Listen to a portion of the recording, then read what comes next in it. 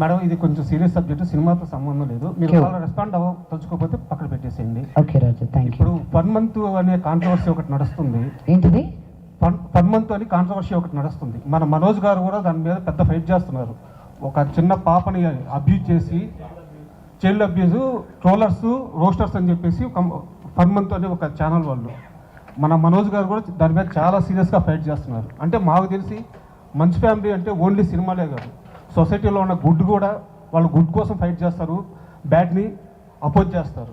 So మీ తమ్ముడు, మా hero Manoj గారు ఇలా మంచి విషయాలు ఇంత బాగా రెస్పాండ్ అవుతున్నారు. దీని మీద మీ కామెంటు, ఇలాంటి ట్రోల్స్ని ఎలా ఆపాలి, సమాజాన్ని బ్యాడ్ చేసే వీళ్ళని ఎలా ఆపాలి, దీని మీద మీ అభిప్రాయం ఏంటి?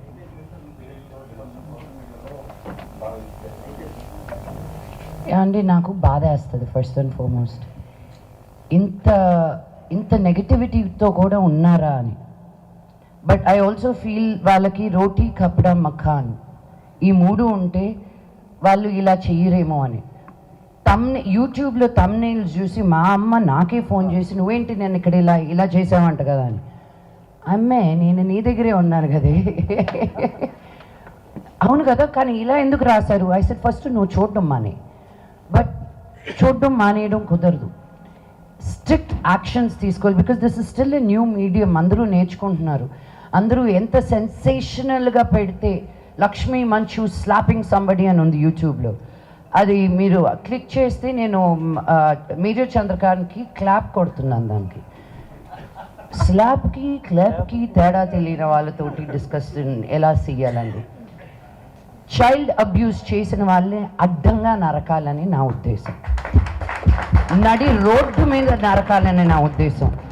1.3 బిలియన్ పీపుల్ పైగా ఉన్న మనమే సెల్ఫ్ గవర్నింగ్ చేస్తున్నామండి.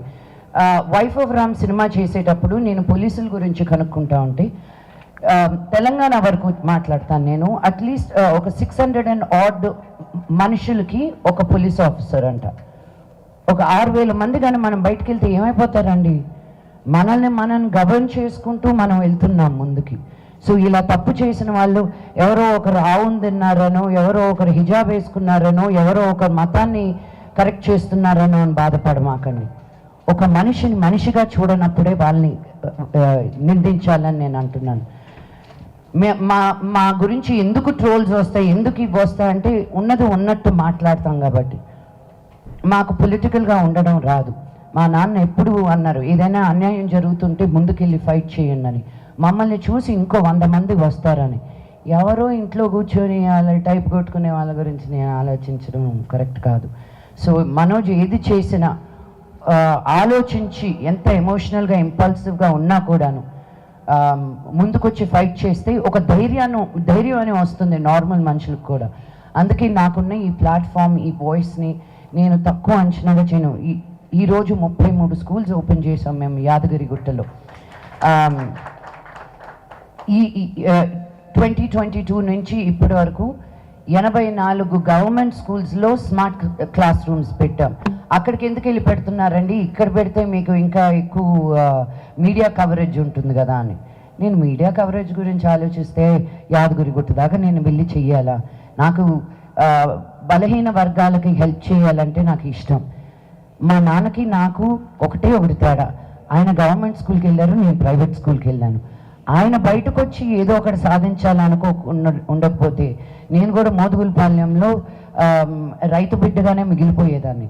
అది తక్కువ అనట్లేదు నేను, కానీ అందరికీ ఒక ఆపర్చునిటీ ఉండాలి అన్న ఉద్దేశంతో నేను గవర్నమెంట్ స్కూల్ పిల్లలతోటి పనిచేస్తున్నాను. ఊరిని బాగు చేయనక్కర్లే, ఒక బడిని బాగు చేస్తే చాలు, వాళ్ళే ఊరిని బాగు చేస్తారన్న నమ్మకం నాకు.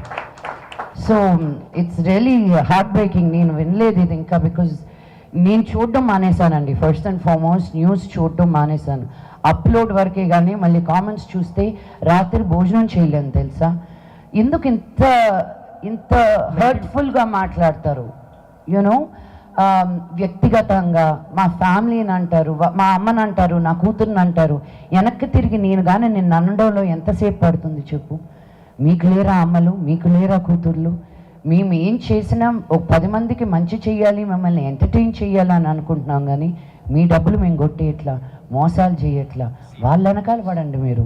మేమేదో కళాకారులు, మేము కలమ్మ తల్లిని నమ్ముకుని ఉన్న వాళ్ళం మేము. ఈరోజు ఉంటాము, రేపు ఉంటామో లేదో తెలీదు. జనాలకి ఎన్ని రోజులు నచ్చుతామో అన్ని రోజులే మేము పని చేయగలుగుతాం.